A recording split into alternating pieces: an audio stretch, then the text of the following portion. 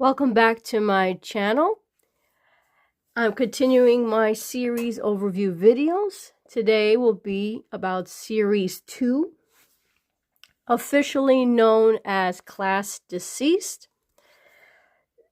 Series 2 is the first attempt at a theme, and the theme was back to school or a school setting, except 4 of the 5 dolls fit the theme and 1 does not. And I'm sure you can guess which one, but we'll get into it. Just before I start on the dolls, I wanted to bring up one item that I forgot to mention in my Series 1, and that is the promo lunchboxes that Mezco released.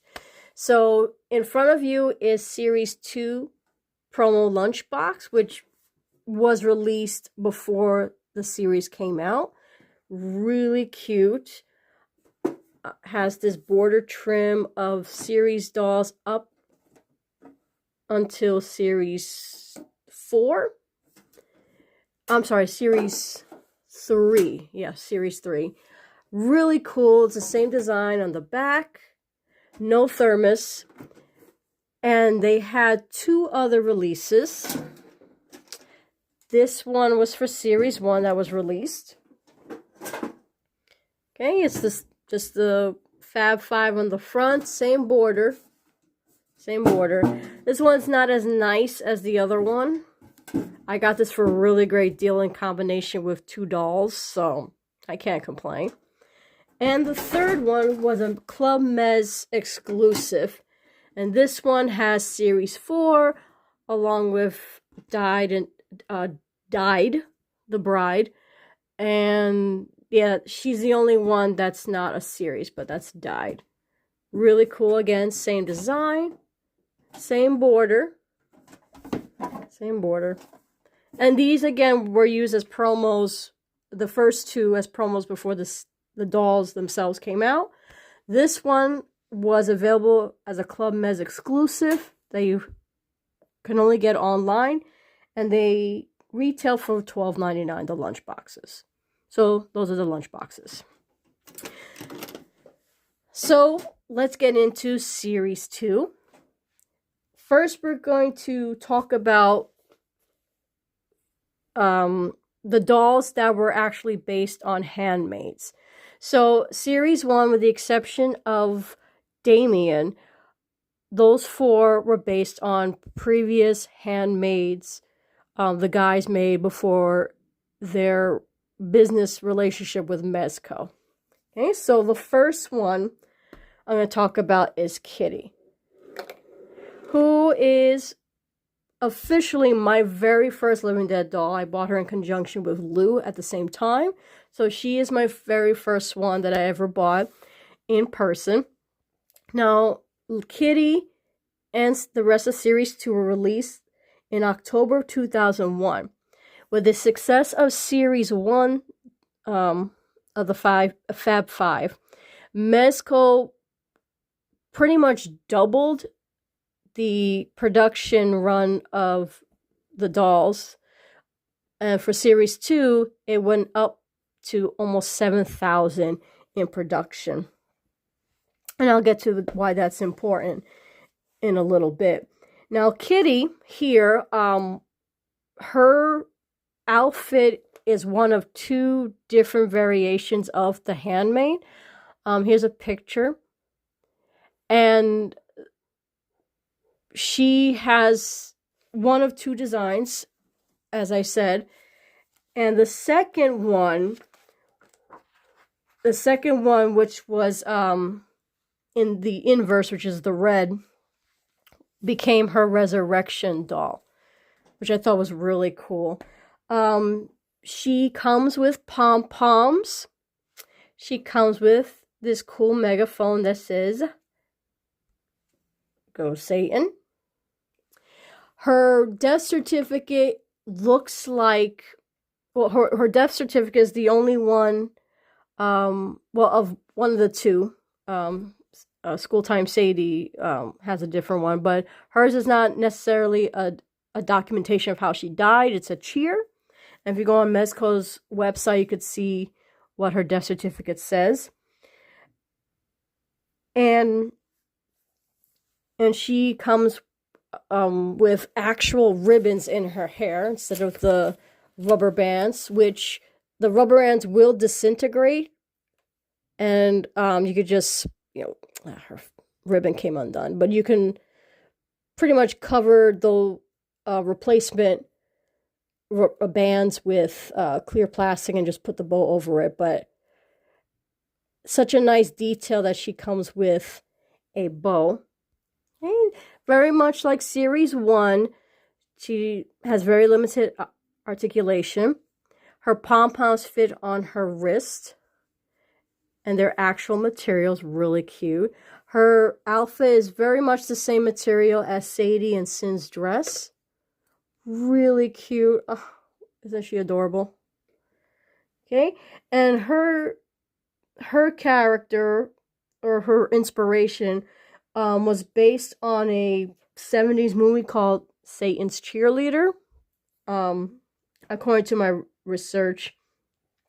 And she goes for pretty much like $50 or less. New in box, new in coffin. Again, if you the research I did for her average price, in 3 years she averaged at $30. I'm sorry, in the last 90 days, excuse me, it was $30, and 3 years it was $50. So you can get her relatively cheap, and that's why I brought up the production run. There's plenty more of these dolls versus Series 1. So definitely hold out, shop around. If you want her new in box, you definitely could get her for like $50, $60. No need to pay triple digits for her. It's not worth it. There's plenty of these dolls. Okay, she has these adorable shoes. Okay, and here's her chipboard. And again, adorable. And if you want a complete kitty, that's what she comes with, the pom-poms and the megaphone. And that is Kitty. Another doll that was based on a handmade was Deadber Ann. Now, Deadber Ann, unlike Kitty, only had one handmade made. So her handmade is more rare than Kitty.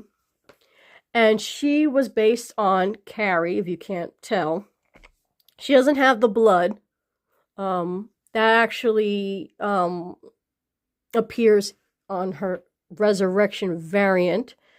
Here's a picture of that. But she's pretty clean of the blood. She's also the first doll to have a gash face up close, and the first doll with a crown. A very typical accessory that gets reused in many dolls. And she has like this choppy hair. She comes with this bouquet of flowers. Now, Series 2 and on, the dolls did come with a peg hole. However, it's a mixed bag. Not all of the peg hole accessories fit successfully in the hand. So, and that's the case with mine. So I have her rubber band to her hand. Okay? And she doesn't come with any stockings. She doesn't come with any socks. The dress does stain a bit. Okay? And the sash, Dance Macabre, is actually two things. It's a reference to two things. Stephen King came out with a book of the same name, which was a nonfiction book basically talking about the horror genre at the time. And I guess he talked about other authors who also authored books within that genre during that time period. I think the book came out like in the late 70s, early 80s. And it also refers to a medieval theme, which is Dance of Death, which is interesting. Her death date is the year and day that Carrie the novel was published, which is March 13th, 1973. And the only accessory she comes with is the bouquet. That's it. The crown is attached to her head. So be careful that when you see her, if you ever see her loose and she doesn't have a crown, that means it broke off. So that's something to keep in mind. And again, very much like Kitty, very low price. She runs from same thing, $50, 45 to $50. For Kitty, I paid retail because I bought her at the time when she came out. And then for Deborah Ann, I paid $31, and that's with shipping included. And I got her new in box. And the photo, again, with a handmaid, is the only version of Deborah Ann that exists. And Penny, the curator of the gallery, I did a video on from the over the summer. Highly recommend watching that. Has the only one in existence, and that is Deborah Ann. Okay, and the next one is School Time Sadie. Now, School Time Sadie is just a refit of Series 1 Sadie. The interesting thing about School Time Sadie is that her face and eyes are exactly the same as Exorcist. Here's a picture. And this also is the first time she has the Manson X on her forehead. She is so adorable. She also was released as an exclusive mini of the stationery set, which I did talk about in my mini video collection. She comes with a bloody hatchet, and she comes with this adorable backpack, which, again, as all pleather materials of Living Dead dolls, it is peeling a little bit. And she comes with a book, which I keep in her backpack. I believe the book is similar to one of Damien's books. And she doesn't have a death certificate. She actually has a school, she has a note from her professor to her parents expressing concern, which you can read on Mezco's website. I think it's adorable. And also on Mezco's website, her death date is different than her original death date, which is curious, but it's only listed on the Mezco website. It's not on the school note because the school note is not a death certificate. And again, if you want a complete Sadie, you can get her, again, for as little as $50. Not a lot of money. I paid $31 for her, and that's including shipping. Actually, Sadie and Deborah Ann were part of a lot that I bought, which was really cool. I had other dolls in that lot, which included other series dolls that I will talk about later. She comes in this adorable outfit, and little snap buttons.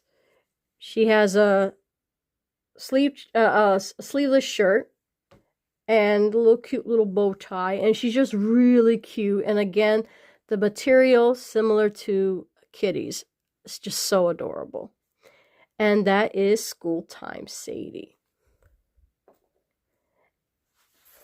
Next, my second favorite boy doll, Lou Sapphire. Now, Lou is the only one that does not fit in the theme of back to school. It's kind of weird. I actually think he was made to go with Kitty the cheerleader, since she is a reference to a movie called Satan's Cheerleader. So, you know. And he is just a different take on the Prince of Darkness. His death date of April 30th, 1966 is the day the Church of the Prince of Darkness was founded. Oh, I totally forgot to show the chipboard for the other dolls. I'll insert that. Here's a chipboard, the chipboard for him. And he, again, I just think he's so adorable. So he has the same styling as School Time Sadie in that his sleeves are sleeveless. He has this cute little suit. He's one of the few dolls that have a ring. Look at that little pinky ring. How cute is that? And this is the thing that really annoyed me with the return of Lou. Why couldn't he come with a new take on his cane? Look how cool that cane is. Instead of a pitchfork, which I thought was so lazy. Look at that. How cool is that? Okay. He also comes with a contract, which I thought was hilarious. I'm not going to undo it because I won't be able to tie it back up like this. So I usually have it like tucked under his arm. Same thing with his cane. He does have a tail, which is very similar to Sin's tail. Now, the interesting thing about Lou is that, for some reason, so there's talk about ships, short of relationships. So fans have him paired with Maggot from Series 9, which I thought was a weird pairing. Or he's paired with Sin, who has her death date is actually in the same year of Lou. I believe his was in June, hers is in April, or I might have that backwards. But they're usually paired together. Hence the Return of the Living Dead dolls, why Lou Sapphire is pretty much a copy and paste of that Sin, just done in red, which again, very lazy. He comes with horns, same material, and his hair is gelled, little crunchy, but really cute. I just love his design, for a creative standpoint for the Prince of Darkness. I think it's cute that he just looks like a car salesman going to sell you a bad deal on a car. I just think he's adorable. Now, what I would say about him, again, very inexpensive, just like the other dolls. So he won't run you more than $50 as well. I paid retail for him, same as Kitty. I paid $24 because I bought them together in person. And one other character that people ship him with is Lilith, since Lilith is considered queen of the demons. So that's another character that they ship him with. He's one of the few characters that I've heard about ships. So I will mention some other relationships as the series goes on when that time comes. And that's it. That's all I have to say about Lou. And Lou does come with a death certificate in addition to the contract. So the contract is not present in lieu of a death certificate. He has one. And that is Lou Sapphire. And last but certainly not least is Lizzie Borden. Now, I went into great detail about her in my video focusing on Living Dead dolls based on real people. I highly recommend watching it. So, of the Fab 5 in this series, Lizzie Borden is the most expensive one to get of the series. Not hard to find, but for some reason she goes for a little bit more than the other 4. I paid a couple of years back, paid about $75 for her, so she will run you between that, 75, maybe 100 even.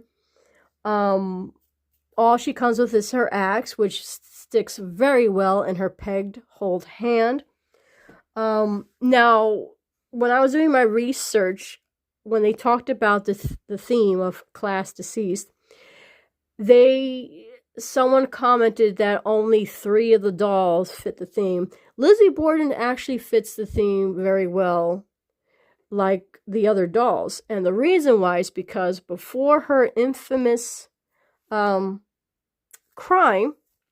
she was a school teacher she taught Sunday school, which is very ironic.